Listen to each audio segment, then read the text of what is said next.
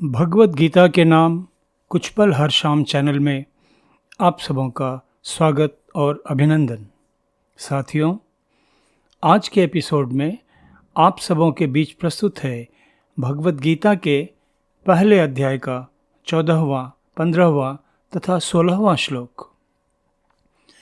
ततः श्वेतैर्हयैर्युक्ते महति स्यन्दने स्थितौ माधवः पाण्डवाश्चैव दिव्यौ शङ्खौ प्रदद्मतुः पाञ्चजन्यं ऋषिकेशो देवदत्तं धनञ्जयः पौण्ड्रं दद्मौ महाशङ्खं भीमकर्मावृकोदरः अनन्तविजयं राजा कुन्तीपुत्रो युधिष्ठिरः नकुलः सहदेवश्च सुघोषमणिपुष्पकौ।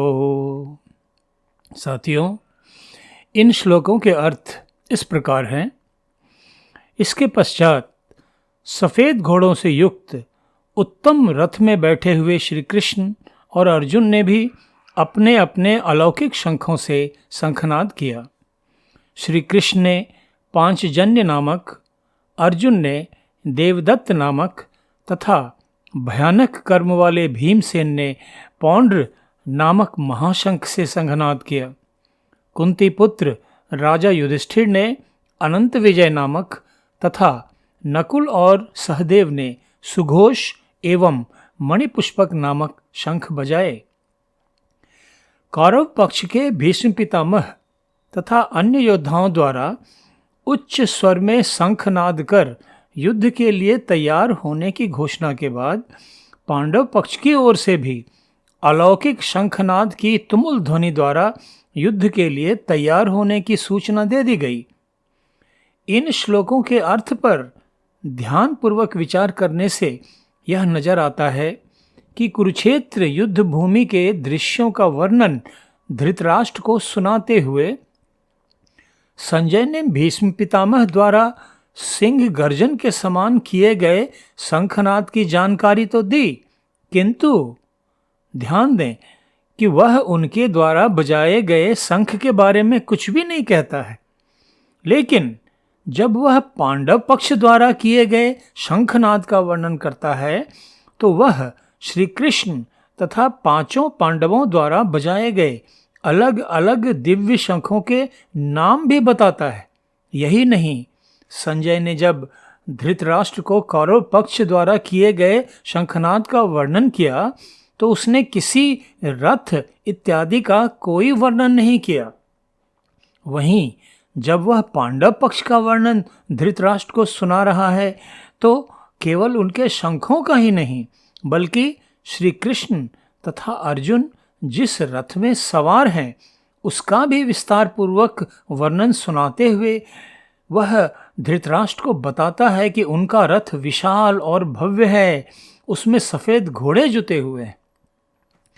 पांडव पक्ष द्वारा बजाए गए शंखों की विशिष्ट दिव्यता तथा श्री कृष्ण और अर्जुन के रथ की भव्यता का विस्तार पूर्वक वर्णन यह संकेत देता है कि संजय भले ही धृतराष्ट्र के साथ है किंतु उसकी सहानुभूति पांडवों के साथ है।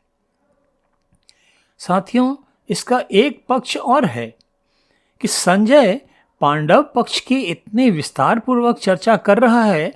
इसका कारण यह भी है कि उसे पता है कि जिस पक्ष के साथ योगेश्वर श्री कृष्ण स्वयं खड़े हैं और जिस पक्ष में सत्य है उसकी विजय तो सुनिश्चित ही है। जिस रथ में श्री कृष्ण तथा अर्जुन सवार हैं वह अग्नि देवता द्वारा अर्जुन को उपहार स्वरूप प्रदान किया गया है।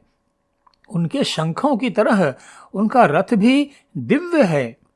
इस प्रकार संजय सांकेतिक रूप से धृतराष्ट्र को समझाने की कोशिश कर रहा है कि भले ही आप इस युद्ध में अपने पुत्रों की विजय का समाचार सुनने की प्रतीक्षा कर रहे हैं किंतु इस युद्ध में तो पांडवों की विजय सुनिश्चित है क्योंकि उनके पक्ष में सत्य तथा स्वयं श्री कृष्ण खड़े हैं।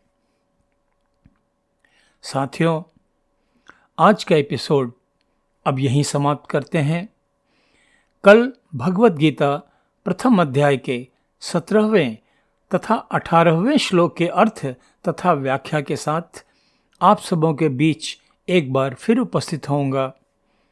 आप सब भगवत गीता के पहले सुनाए गए श्लोकों को आत्मसात करने का प्रयास करते रहें, इसी प्रार्थना के साथ धन्यवाद तथा नमस्कार।